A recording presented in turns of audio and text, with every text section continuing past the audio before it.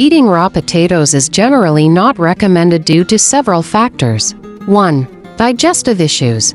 Raw potatoes contain resistant starch, which is difficult for the human digestive system to break down.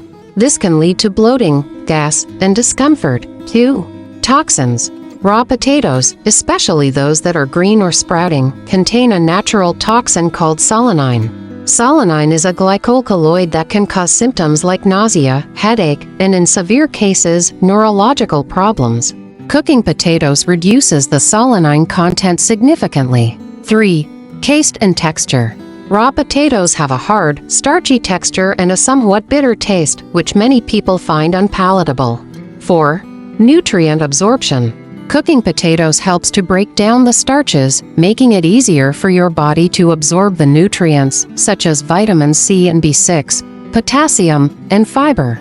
In conclusion, while a small amount of raw potato may not be harmful, it's better to cook potatoes to improve their digestibility, taste, and safety. If you do decide to try a small piece of raw potato, make sure it is fresh, not green or sprouting, and wash it thoroughly.